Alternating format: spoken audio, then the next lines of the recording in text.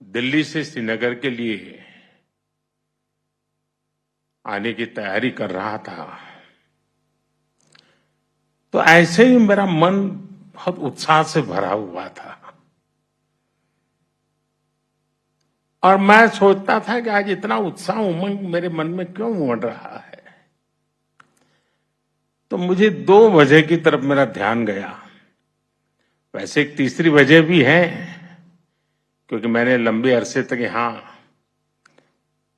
रह करके काम किया है, तो मैं बहुत पुराने लोगों से परिचित हूं, अलग अलग इलाकों से बहुत गहरा नाता रहा है, तो वो तो यादा ताजे होना बहुत स्वाभाविक है। लेकिन 2 वजह की तरफ मेरा ध्यान बहुत स्वाभाविक गया। आज के इस कार्यक्रम में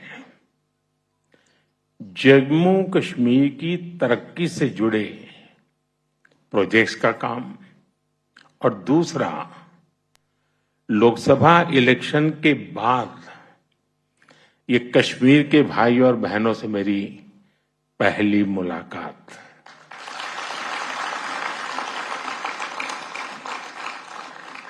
साथियों, मैं अभी पिछले सप्ताह इटली में G7 की बैठक में शामिल होकर के आया हूं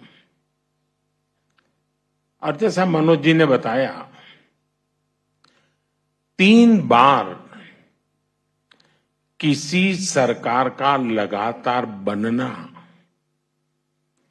इस कंटिन्यूटी का बहुत बड़ा वैश्विक प्रभाव होता है। इससे हमारे देश की तरफ देखने का नजरिया बदलता है। दुनिया के दूसरे देश भारत के साथ अपने रिश्तों को प्राथमिकता देकर मजबूत करते हैं। आज हम बहुत भाग्यशाली हैं। आज भारत के नागरिकों का जो मिजाज है, ये हमारा देश, हम कह सकते हैं कि हमारी सोसाइटी, ये एस्पिरेशनल ऑल टाइम हाई है और ऑल टाइम हाई एस्पिरेशंस ये अपने आप में देश की सबसे बड़ी शक्ति होती है, जो आज भारत को नसीब हुई है। जब एस्पिरेशन हाई होती है तो लोगों की से एक्सपेक्टेशन, अपेक्षाएं भी बहुत ज्यादा बढ़ जाती है। इन कसौटियों पर परखने के बाद तीसरी बार लोगों ने हमारी सरकार को चुना है। एक एस्पिरेशनल सोसाइटी किसी को दोबारा मौका नहीं देती। उसका एक ही पैरामीटर होता है, परफॉर्मेंस। आपने अपने सेवा काल के दरमियान क्या परफॉर्म किया है, और वो तो उसको नजर के सामने दिखता है। वो सोशल मीडिया से नहीं चलता है, वो भाषण से नहीं होता है। और ये जो देश ने अनुभव किया, उस परफॉर्मेंस को देखा, उसी का नतीजा है कि आज एक सरकार को तीसरी बार आप सबकी सेवा करने का अवसर मिला है। जनता को सिर्फ हम पर विश्वास, और ये विश्वास कि उनकी एस्पिरेशंस को हमारी सरकार ही पूरा कर सकती है। जनता को हमारी नीयत पर, हमारी सरकार की नीतियों पर भरोसा है, उसको ये थप्पा लगा है। और ये जो एस्पिरेशनल सोसाइटी है, वो निरंतर अच्छा परफॉर्मेंस चाहती है, वो तेज गति से रिजल्ट चाहती है। उसे अब लेट लतीफी स्वीकार नहीं है।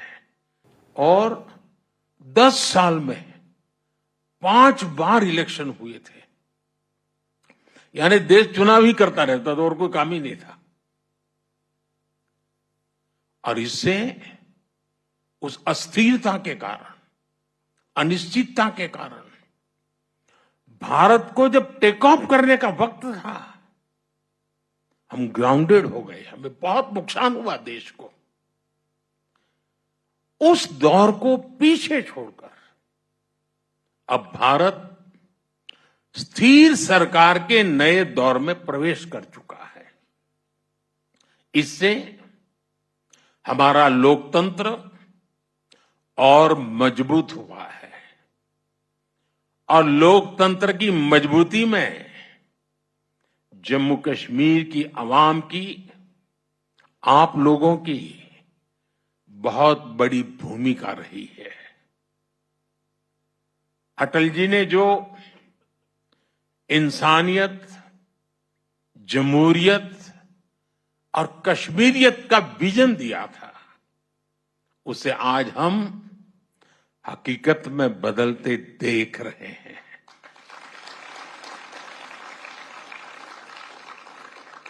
इस चुनाव में आपने जमहूरियत को जिताया है।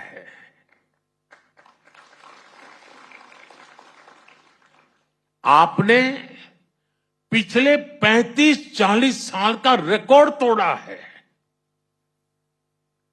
ये दिखाता है यहां का नौजवान जमहूरियत को लेकर कितने भरोसे से भरा हुआ है। और मैं आज इन कार्यक्रमों में तो आया हूं, लेकिन मेरा मन करता था कि मैं कश्मीर की वादियों में जाके फिर से एक बार मेरे कश्मीर के भाई बहनों को रूबरू जाके धन्यवाद करूं। उन्होंने इस चुनाव में जो बढ़ चढ़ करके हिस्सा लिया है, जमहूरियत का झंडा ऊंचा किया है, इसलिए मैं आपका धन्यवाद करने के लिए आया।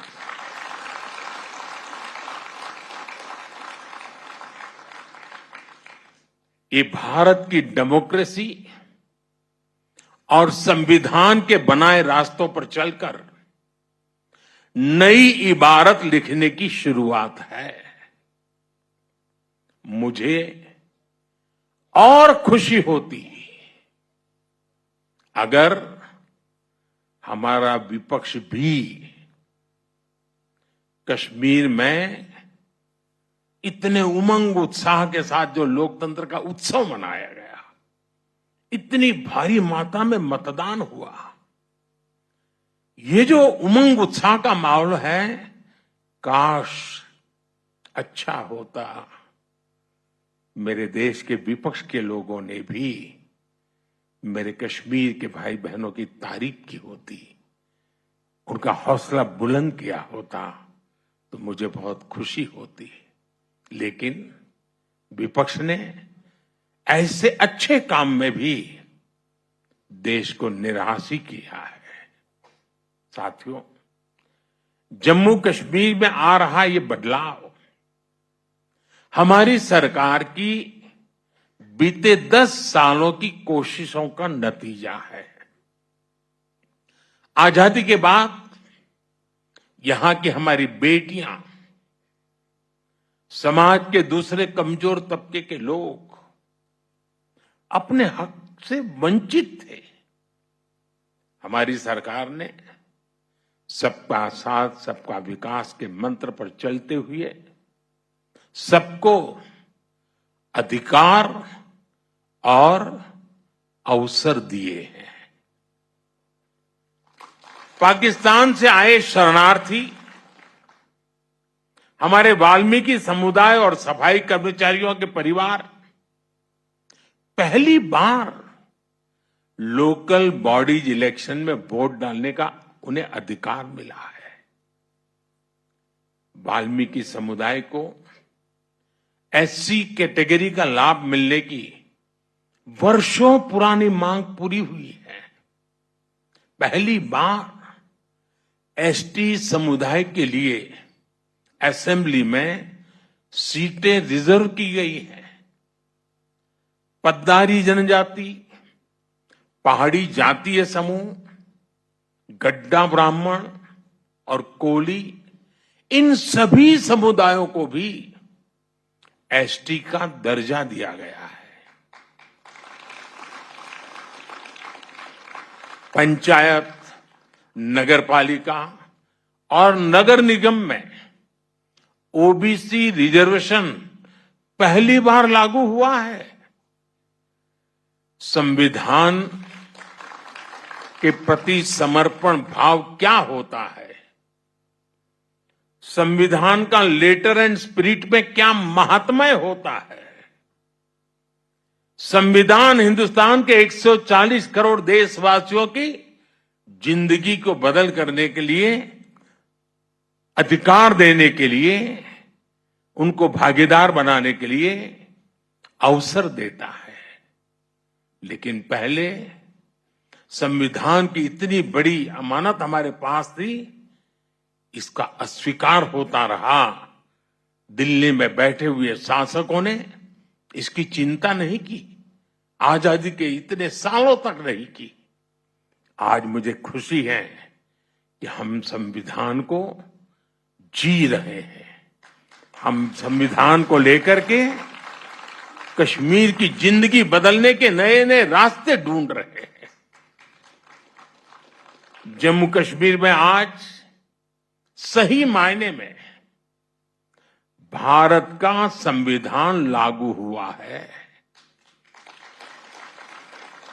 और जिन्होंने अब तक संविधान लागू नहीं किया वे दोषी हैं, गुनहगार हैं। कश्मीर के नौजवानों के, कश्मीर की बेटियों के, कश्मीर के लोगों के गुनहगार हैं। और ये सब कुछ साथियों इसलिए हो रहा है क्योंकि सबको बांटने वाली आर्टिकल 370 की दीवार अब गिर चुकी है। भाई और बहनों, कश्मीर घाटी में जो बदलाव हम देख रहे हैं, आज पूरी दुनिया उसे देख रही है। मैं देख रहा हूं G20 समूह में जो लोग यहां आए थे, उन देशों के लोग जो भी मिलते हैं तारीफ करते रहते हैं कश्मीर की भी। जिस प्रकार से मेहमान नवाजी हुई, बड़े गौरवगान करते हैं। आज जब श्रीनगर में G20 जैसा इंटरनेशनल इवेंट होता है तो हर कश्मीरी को गर्व से उसका सीना भर जाता है। आज जब लाल चौक पर देर शाम तक हमारे बाल बच्चे खेलते खिलखिलाते हैं तो हर भारतीय आनंद से भर जाता है। आज जब यहां सिनेमा हॉल में, बाजारों में रौनक दिखती है तो सबके चेहरे खिल उठते हैं। मुझे कुछ दिन पहले की वो तस्वीर याद है जब डल झील के किनारे स्पोर्ट्स कारों का जबरदस्त शो हुआ। वो शो पूरी दुनिया ने देखा। हमारा कश्मीर कितना आगे बढ़ गया है। अब यहां टूरिज्म के नए रिकॉर्ड्स की चर्चा होती है। और कल जो अंतर्राष्ट्रीय योगा दिवस है ना, वो भी टूरिस्टों के आकर्षण का कारण बनने वाला है।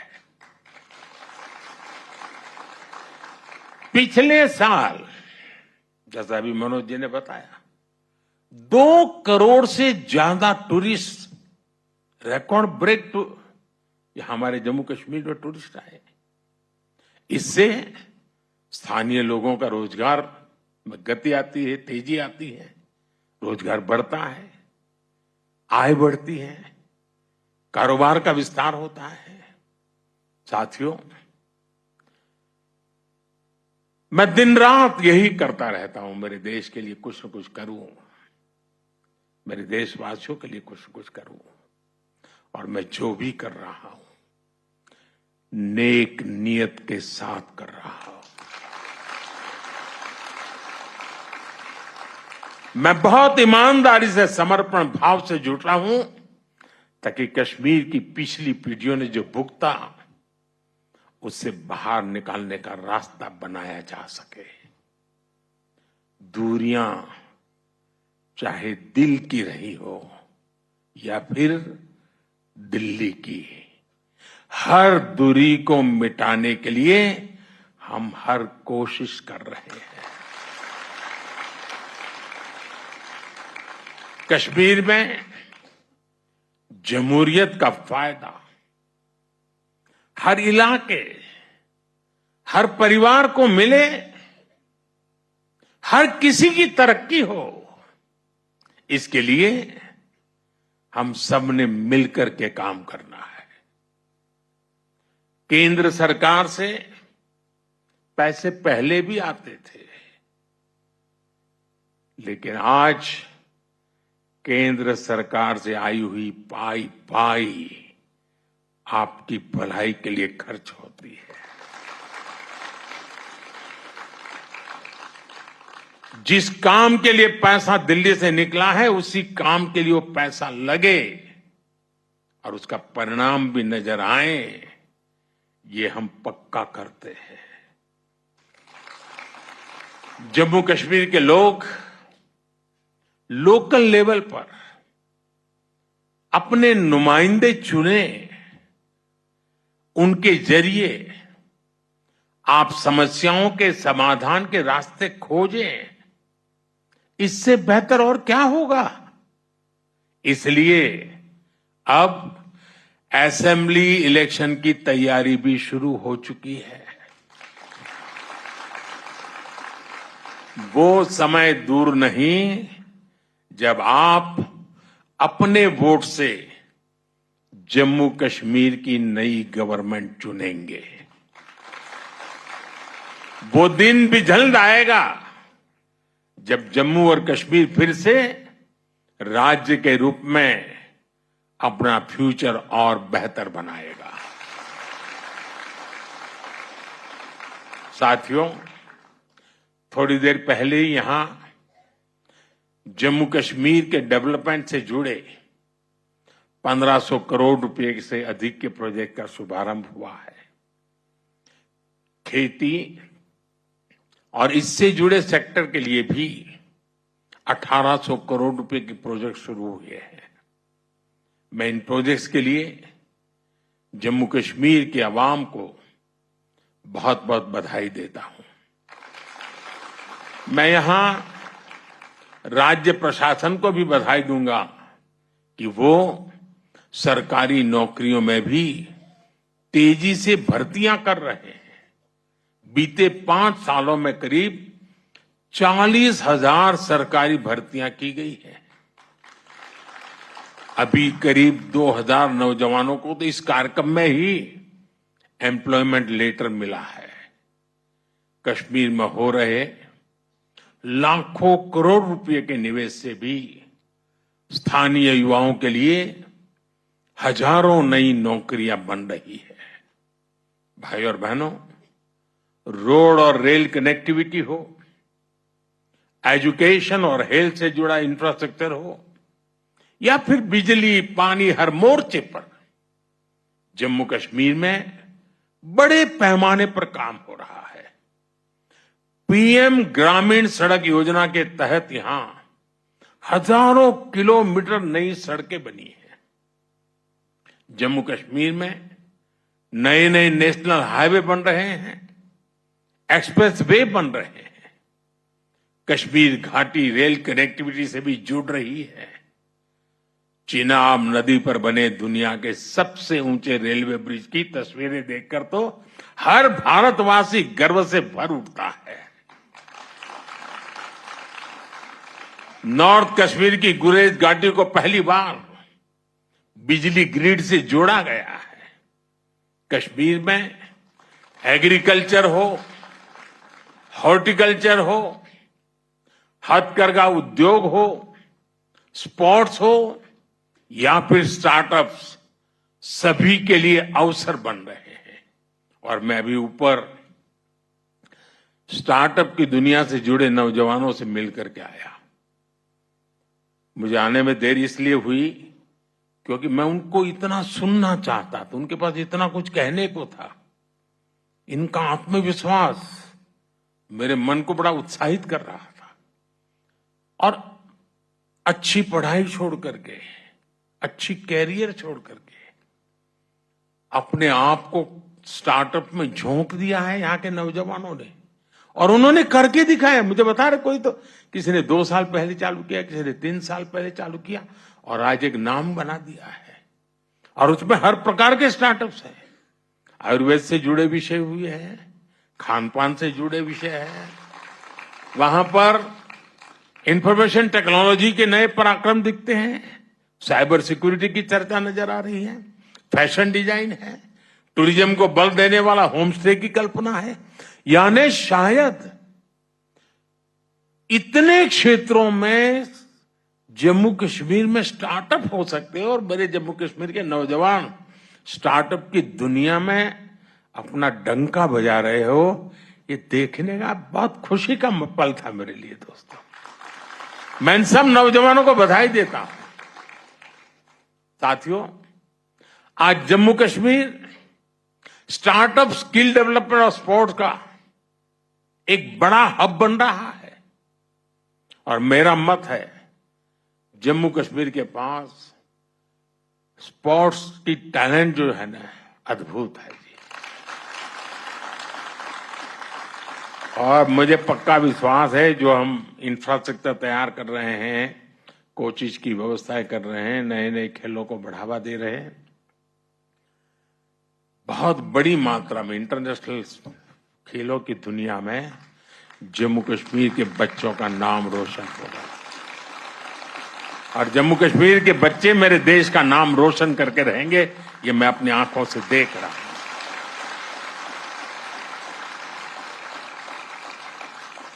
साथियों, यहां खेती से जुड़े सेक्टर में मुझे बताया गया करीब 70 स्टार्टअप्स बने हैं। यानी एग्रीकल्चर सेक्टर का रिवॉल्यूशन मैं देखता हूं। और ये नई जनरेशन का एग्रीकल्चर को मॉडर्नाइज करने का ये जो व्यू है, ग्लोबल मार्केट की तरफ नजर करने का उनका दृष्टिकोण है, ये वाकई बड़ा प्रेरणा देने वाला है। बीते कुछ सालों में ही यहां 50 से ज्यादा डिग्री कॉलेज बने हैं। यह आंकड़ा छोटा नहीं है जी। अगर पिछले आजादी के बाद के 50-60 साल देखे और ये 10 साल देखे, तो आपको आसमान जमीन का अंतर नजर आएगा। पॉलिटेक्निक में सीटें बढ़ने से यहाँ के नौजवानों को नई स्किल सीखने का मौका मिला है। आज जम्मू कश्मीर में आईआईटी है, आईआईएम है, एम्स बन रहा है, अनेकों नए मेडिकल कॉलेज बने हैं। टूरिज्म और हॉस्पिटैलिटी सेक्टर में लोकल लेवल पर स्किल्स भी तैयार की जा रही है। टूरिस्ट गाइड्स के लिए ऑनलाइन कोर्स हो, स्कूल, कॉलेज, यूनिवर्सिटी में युवा टूरिज्म क्लब की स्थापना हो, ये सब काम आज कश्मीर में बहुत बड़ी मात्रा में हो रहे हैं। साथियों, जम्मू कश्मीर में हो रहे विकास कार्यों का बहुत ज्यादा लाभ कश्मीर की बेटियों को मिल रहा है। सरकार सेल्फ हेल्प ग्रुप से जुड़ी बहनों को टूरिज्म, आईटी और दूसरी स्किल्स ट्रेनिंग देने का अभियान चला रही है। 2 दिन पहले ही देश में कृषि सखी कार्यक्रम की शुरुआत की गई है। आज जम्मू कश्मीर में भी 1200 से ज्यादा बहनें कृषि सखी के रूप में काम कर रही है।